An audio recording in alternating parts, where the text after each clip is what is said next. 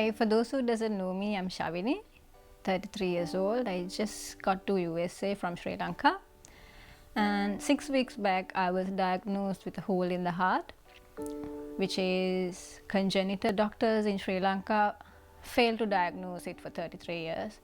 Therefore, it has caused severe damage to my heart and my lungs. So now the pressure inside my lungs are 6 times more than a normal human being. They were like, sorry, there is no treatments for this and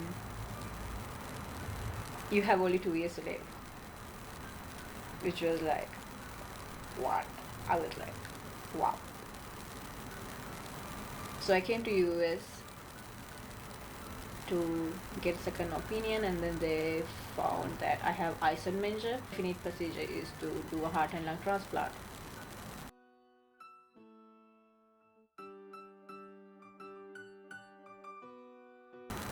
So I was like, okay, let's get it done. Then everyone explained to me like, it's not that easy. You don't know what a transplant is like. It's not what you think. It's not like in the movies where you can do the transplant and you can just go live your normal life. There's so many complications. You might never get to go home if you do a transplant because you're doing both lungs, so you can get germs and you might not survive. Like the maximum survival years is like just 5 years after you get a heart and both lungs transplanted. So they wanted to buy more years. I'm Jessica Kaiser, and I have pulmonary arterial hypertension, and I also have hereditary hemorrhagic telangiectasia, which means I get nosebleeds. It's also other vascular anomalies. That's for the words. Right. Increasingly over the years, I started noticing that I was having palpitations every now and then, and then it got worse.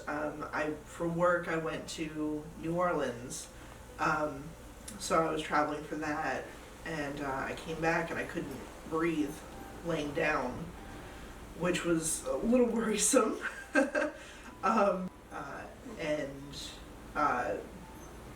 So from there, they started thinking about, well, maybe it's my heart. So I went to a cardiologist, and they checked me, and heart was fine for the most part. It's enlarged on the right side, so they wanted to do a catheterization. So they got me into Johns Hopkins because I had HHT. People with HHT have a 20% chance of getting pulmonary hypertension, which I didn't know before. I thought it was just annoying nosebleeds. So they got me into Johns Hopkins. They did a whole bunch of tests. They did the VQ scan. They did the catheterization. They did an echo. They did EKG, all that kind of stuff. I had abnormal EKG. Mm-hmm. So after all of that, they came in and told me I had pulmonary hypertension.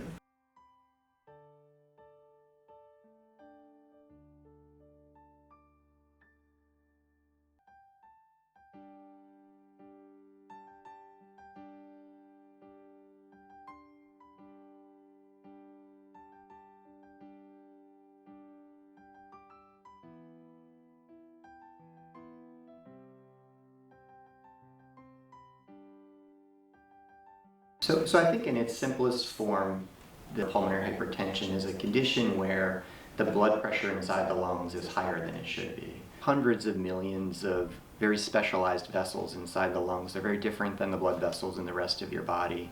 And the pressure in those blood vessels is about 10 times less than the blood pressure in the rest of your body. It's significant because the heart is really not designed to pump against high blood pressure in the lungs. It's designed to live in that low pressure environment. So when the pressure goes up inside the lungs, it puts a lot of extra work on the heart's plate. And while the heart can accommodate for that to some extent, over time, if the pressure becomes high enough, you can develop symptoms of heart failure.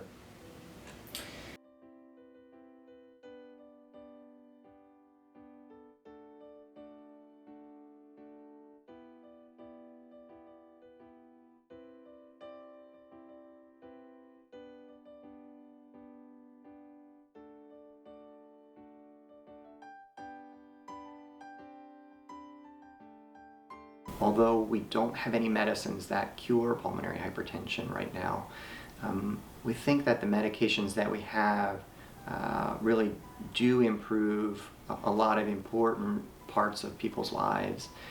They're generally approved because they've been tested and shown to be able to improve breathlessness and exercise capacity, or the ability to kind of do things in your daily life.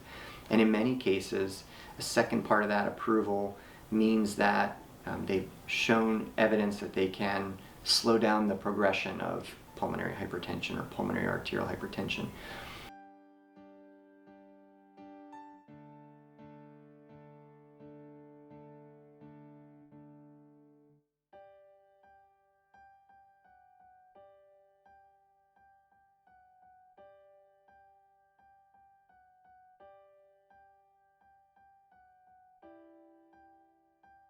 Life is so unpredictable sometimes. You don't know when or where your heart will stop and blood flow will reverse. That's the tricky part with my condition, which is a bit scary sometimes because you really can't breathe then.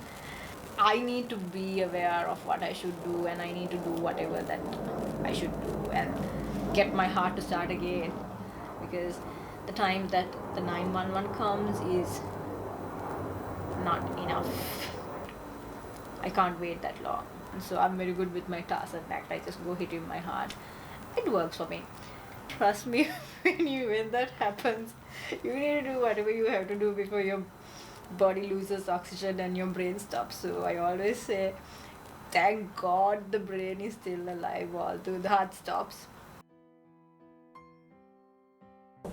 It's there, it's very real. For the most part, our disease is an invisible illness, unless you have oxygen 24/7. I mean, there's been times where, friends or even healthcare workers will wind up saying, like, well, you don't look that bad, Yeah. or, Yeah. they'll say, well, why do you wind up needing, a handicap sticker or some Mhm. kind of special treatment? And How many times people walk past me, the transporters in the hospital, they're looking for some elderly woman that they're supposed to pick up, and they get me. So they go, you don't look sick, what are you here for? I got a lung disease. yeah, So it's some people get upset and offended by it. I think it's comical, just because I go, yeah, that's not always what it seems.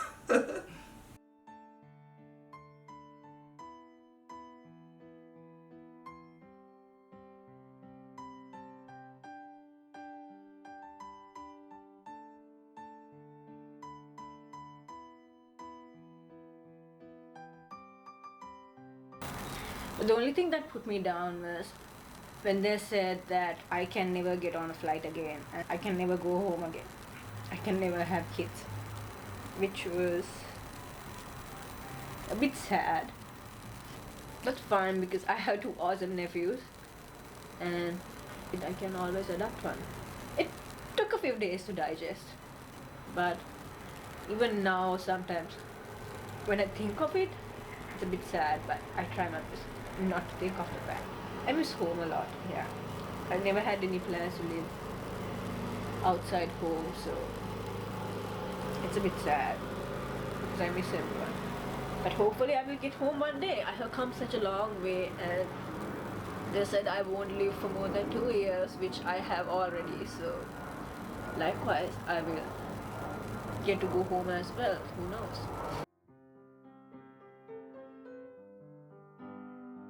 They told me I was going to be put on medicine.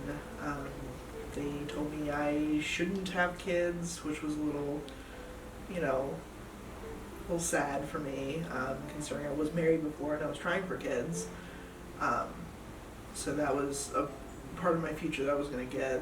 And then I started finding out more and more on my own about life expectancy, about my limitations. The medicine thankfully helped. So now I'm able, for the most part, do everything that I used to be able to do. Obviously, I can't run 4 miles,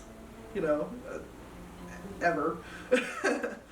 Talking to each other about, well, if we can't have kids, obviously now we have fur babies. So it's always a good thing to at least have somebody here, whether it's 2 legs or 4 legs. It can be stressful at times, but that's where you kind of just trust and communication, and you rely on all the fundamentals of relationships to kind of meet somewhere in the middle. So, but yeah, I mean, it's one of those. It kind of is what it is, and you do what you can to make everything work. And we still go and do stuff. Later today we're going to a hockey game, and that's a lot of stairs. It's also travel time, which sitting in a car is a little difficult for me for long periods of time. But we still try and go do them. It just takes a little more recuperation afterwards. So instead of someone, right away being able to go and do something else, I'm going to take a day and just have to relax and kind of get back up to speed. Without treatment, which was the case 25 years or so ago, the life expectancy was short. The average survival was estimated to be around 3 years or so from the time of diagnosis. Now the average survival for folks with PAH after diagnosis is around 7 years. And again, that's an average. Some people do much better than that and live for a very long time with well-controlled symptoms. So when they first gave me the Lasix, which my joy and bane of my existence, they took off I think a total of 20 pounds of fluid. Something like that, yeah. Which is crazy. I left the hospital a very different weight when I went back.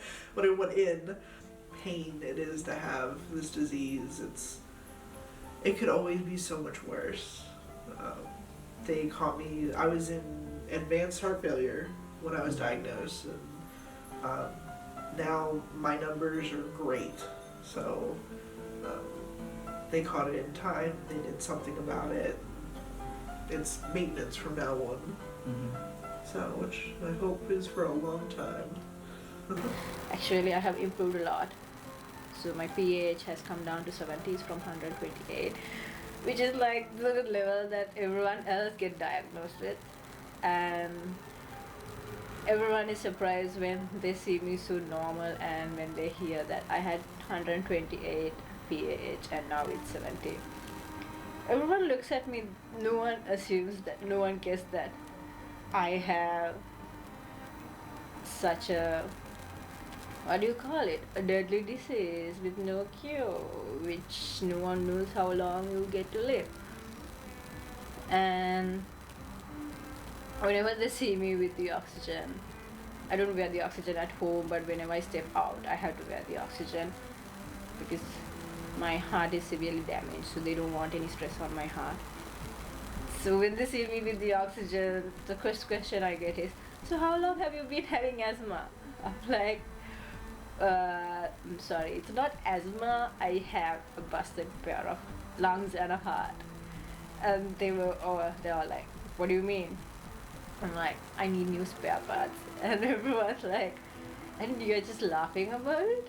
I'm like, I don't see any reason that I should take it so seriously, because if me worrying is going to fix everything, then I don't mind, but otherwise, what's the point? I might as well just enjoy my life.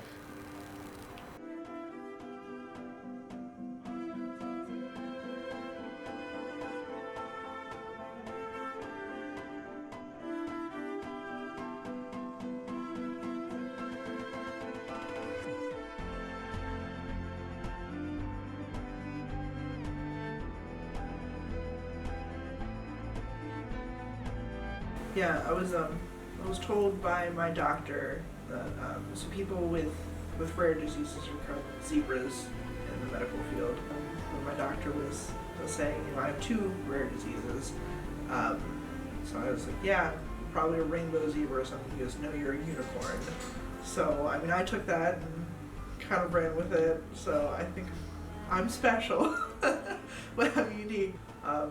So, you know, I have a unicorn tattooed on me, specifically for that. So I, you know, finding the positive in diagnosis and in life is what you have to do. And I've definitely learned to live life and enjoy what I have while I have it. I'm not here for a long time, I'm here for a good time.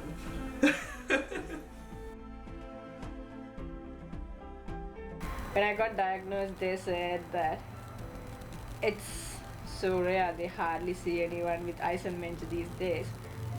So I'm special, I am a 1 in a million case, so I should celebrate for that, enjoy my life for the fact that I'm so special without letting it put me down, because I have so much to do in my life and I should not let it get into my head and just stop me from doing all that.